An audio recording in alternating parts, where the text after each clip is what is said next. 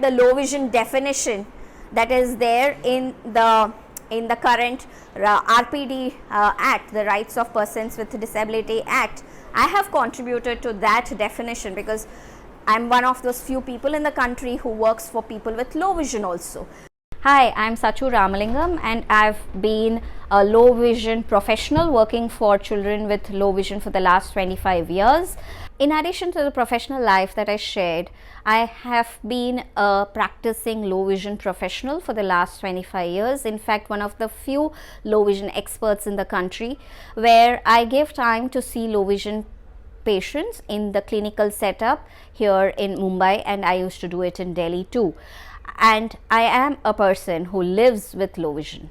Low vision is a condition which happens at any part of life, and it could be in children, it could be in middle age, it could be in senior citizen.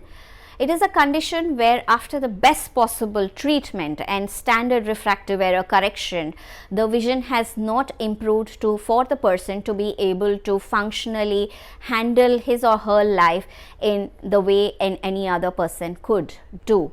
And still there is a visual impairment, but there is enough vision perhaps to manage their daily life or their mobility or do reading or writing with low vision devices. So I didn't know that I was a person with low vision until I actually took my own professional course in rehabilitation science after my grade 12.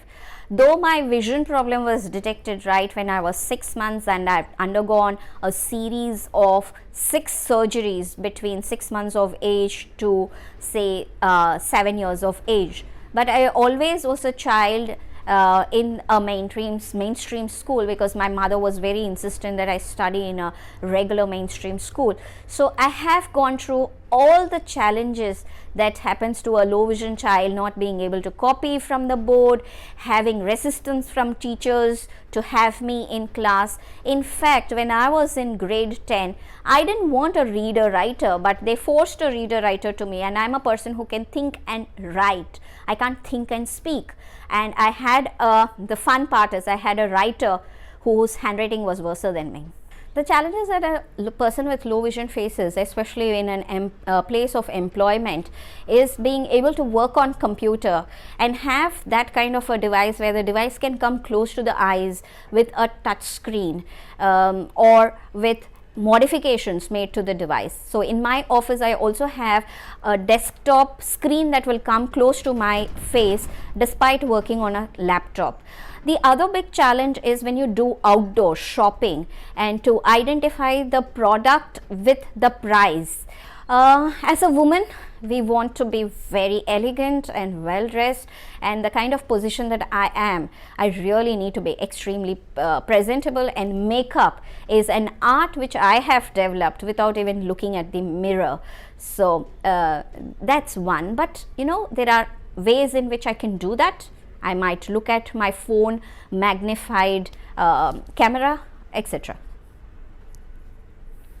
So my life completely came to a full circle the day I received the President of India Award as a role model for being a professional to serve people with disabilities, which I received from our Honorable Pratibha Patil, and also the Neelam Kanga Award, which is a very prestigious award, and also the Helen Keller Award for employment of people with disabilities.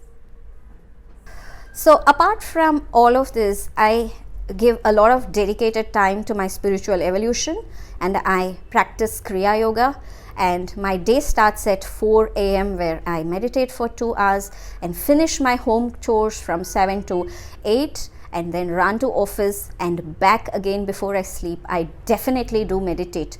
This has been a source of inspiration in right decisions and to be able to to deal with a team of 70 plus, which I deal in my office.